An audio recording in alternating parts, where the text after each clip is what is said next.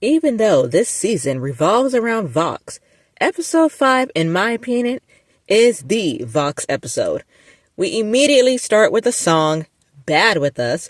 This is Vox gathering the overlords to get them on his side.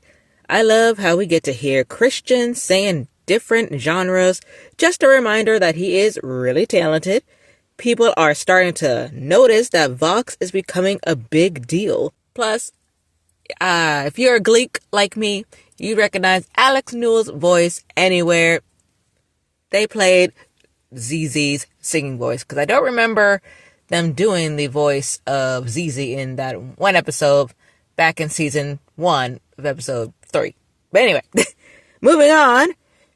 Charlie is trying to contact Emily somehow. Vaggie sees that. She's distraught, so she decides to take matters into her own hands to help her out.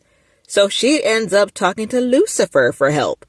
But we learn that Lucifer's punishment includes not being able to do anything to the sinners, so he just ignores them. But Vox doesn't know that. Lucifer just needs to intimidate him a little. Spoiler alert, it didn't go well. On the bright side, we got to hear Jeremy Jordan singing a rock genre, just the way he comes in and starts the Vox Populi song. Amazing. He's the best part of the song. Unfortunately, it doesn't last long, and Vox clearly isn't affected at all. Literally says, "Wow, super scary," sarcastically.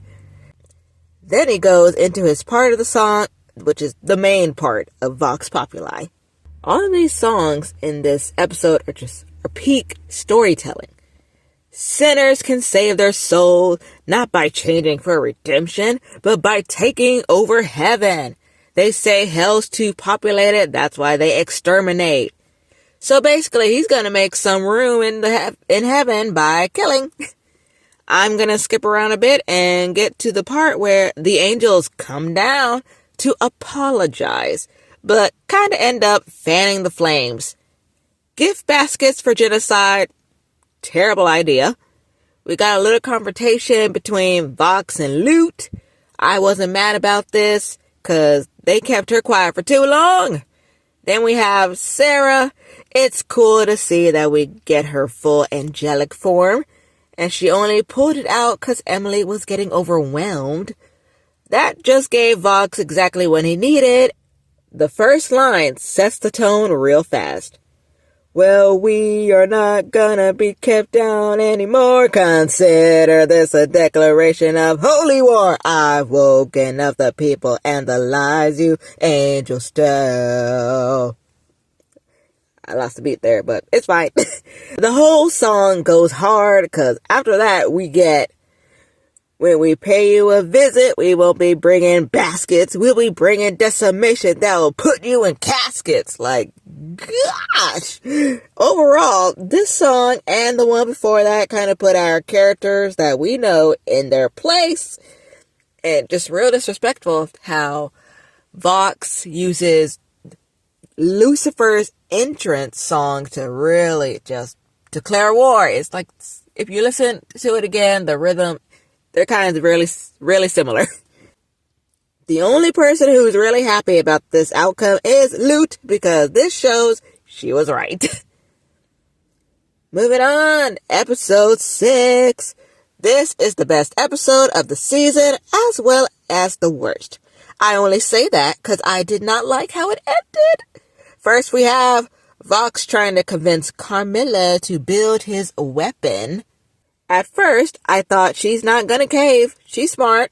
But Vox started talking about how he'll help protect her family. Eventually, she gave in. She didn't want to risk losing someone else important to her. Plus, I'm curious on what exactly Zestial and Carmilla's relationship is. Anyway, back at the hotel, Vaggie and Charlie, they're still fighting. Charlie kind of blamed Vaggie for getting Lucifer involved and making it worse. But we know nothing would have changed. They're fighting so much it caused Husk to quit. Alistair isn't there, so why should he? But then here's Cherry Bob. Hey, what about Angel? She knows he's got feelings. I love that. I love that little line. Unfortunately, he decides to go anyway. Let's get into the first song, Love in a Bottle. First of all, I thought we were going to have Velvet, Nifty, and Cherry singing the song because wherever you stream music, it says the voice actresses' names in the, description. Apparently, it's just easier to use the other voice actors that are already on the show to do background vocals every now and then. I don't know about you guys, but I'm pretty sure I've missed some details on the first watch. I saw the loser baby. I saw that. That was noticeable.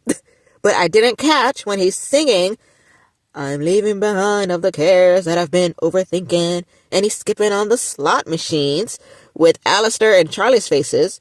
It's not until he's on the one with Angel's face that it makes the jackpot sound.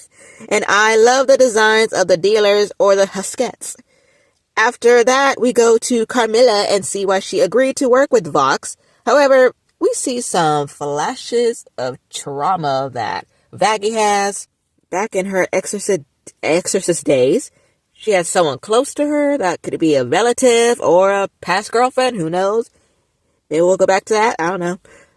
Vaggie still has some trauma. And now, it's finally time for my favorite part of the episode. And if you're a Husker Dust shipper, this was your favorite episode. Here's Husk drinking his problems away and ready for a lovely broad to sing a song. And boom! Angel Dust in drag. Husk's reaction with him blushing and saying, Angel! All high-pitched with a crack in his voice. Pure gold. Angel Dust slays in the dress, but let's be real, he can rock anything. But the voice losing streak felt like Blake Roman was serenading us all. The whole scene, I was mesmerized, and so was Husk. Even though Angel was getting close and personal with all the audience members, he didn't go near Husk because he's respecting his boundaries. We already know he's singing directly to Husk.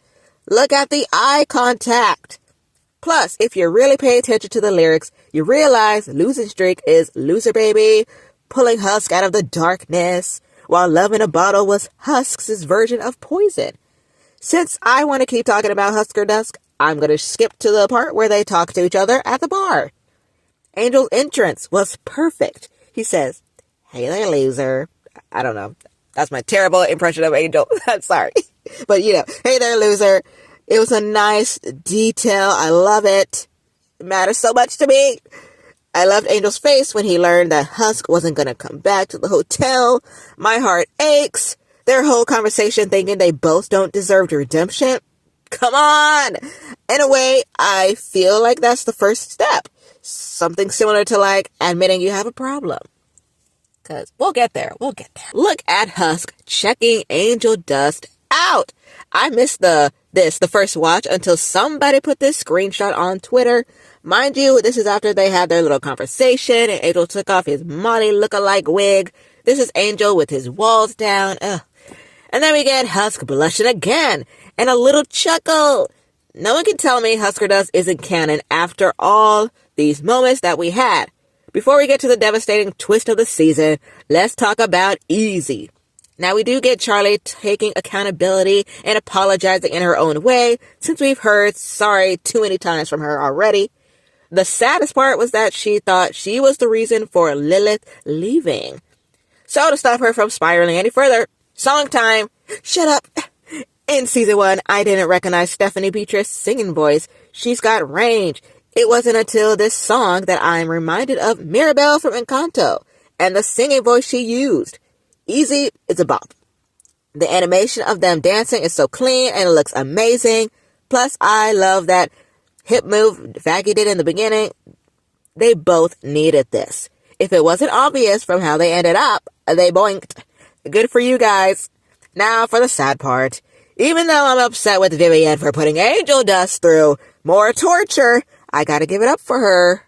This show has some Attack on Titan level foreshadowing. Angel Dust has been a spy since season 1. In one of the shots, he's in the same robe he had in the Poison video. Plus, you see, Vox was there with Val. In the previous episode, he had a headache, so he couldn't go to therapy. We see Charlie about to call her dad. But if you listen closely, that doesn't sound like our Charlie. It sounds too AI-like. It ends up being Vox copying Charlie's voice. We saw back in episode 4 of the season that he copied Alistair's voice. So I guess it makes sense. He needs Lucifer as a power source. What do you mean? What's gonna happen? Back at the hotel, Husk wants to talk to Angel. If only we could have had that instead of what's to come. Just look at his face. Eventually, him and Cherry notice something's not right. I'm so here for this team up. Go rescue your boy. Here's to hoping that Vox will be defeated at the end of the season, because I do not want a huge cliffhanger. Who knows?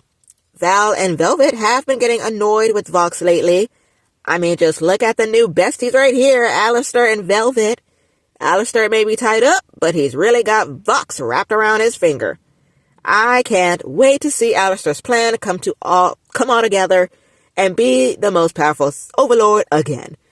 To end on a good moment, I love how Baxter and Nifty are bonding. They were playing patty cake in the background at one point. New ship? Maybe? Overall, they're cute together. That's all I got for you guys. I had to really expand on this video. Because, the Husker does. Angel does. It's so good. But tell me you guys' favorite moments from this episode. Like, comment, subscribe, hit the notification bell so you don't miss any of my videos in the future. Hi, Michaela. I will see you later. Bye.